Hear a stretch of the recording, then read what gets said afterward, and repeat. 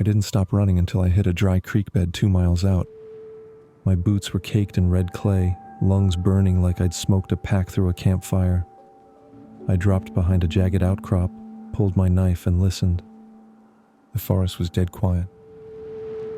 And that's the worst sound of all. Out here, nature always hums. Owls, wind, bugs.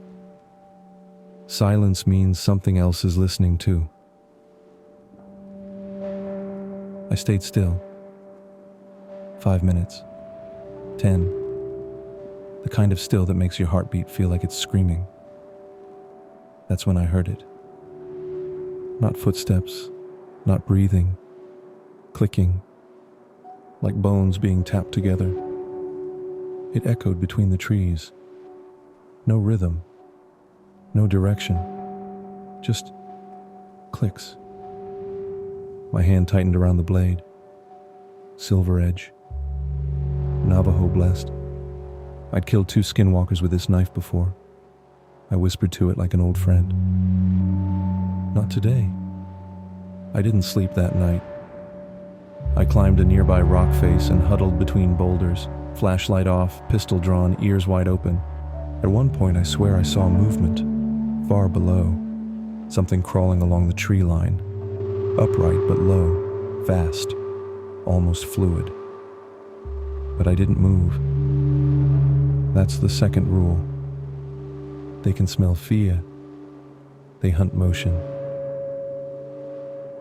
By morning, the forest started singing again. I climbed down, slow. Hunted my way back to the burn site. Gone. Everything. Trailer, tracks, bones. All of it gone. It hadn't been moved. It had been erased, as if it had never been there at all. But skinwalkers don't clean up after themselves. They feed. They mimic. They hunt.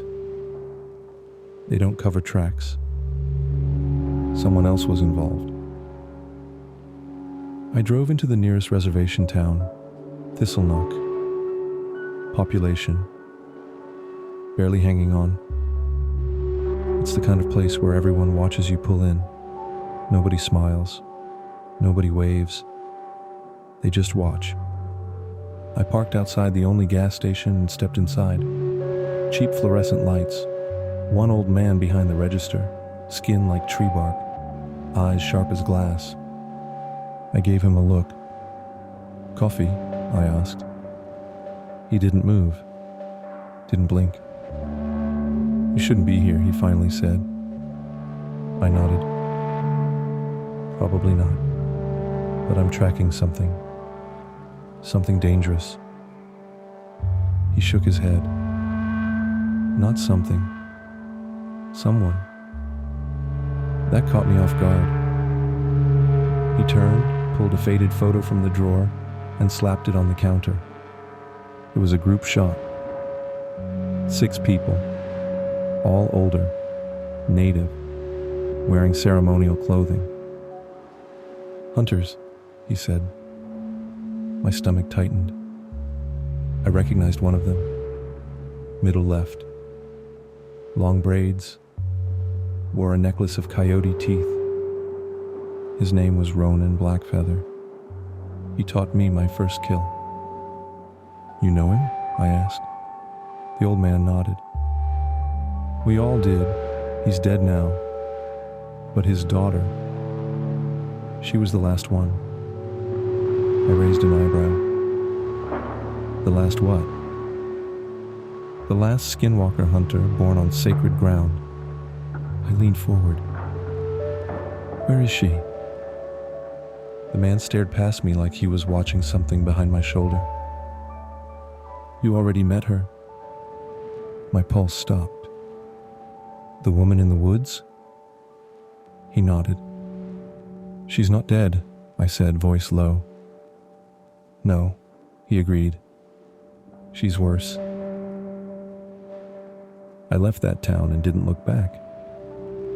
But something was gnawing at my gut. That woman, Ronan's daughter, she'd called me. Not for help, for witnessership. She wanted me to see. But why? Skinwalkers don't crave attention. They aren't message senders. They're parasites, mimics, monsters. Unless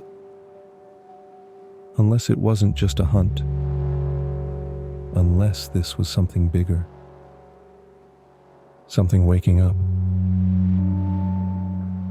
I followed the whispers, the patterns, reports of vanishing livestock, twisted animals, a church burned to the ground in the middle of a sermon, all within a 60-mile radius, all circling something. By the fourth day, I found it.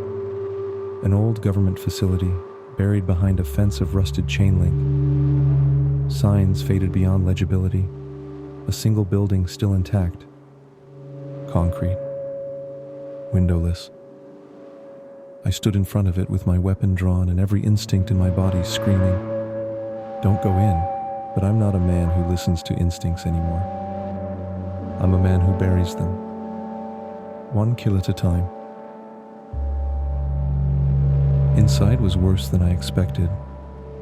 Dim light, blood on the walls, scorch marks near the doors. The hallway stretched long and silent, and at the end, something hunched. At first I thought it was a man on his knees, but then the torso unrolled. Limbs extended like a spider cracking its shell. And it spoke. Not with words, with my voice. "I've killed 17 skinwalkers." The exact line I'd said just days ago. It grinned with teeth that didn't match its skull. Some were human, some weren't. They jutted at weird angles like a jaw cobbled together from roadkill. I didn't hesitate. I fired. Once. Twice. Again. The creature staggered, hissed, and split open. Its entire chest tore vertically, ribs snapping outward, revealing something writhing inside. Faces, dozens of them, all whispering. One of them was mine.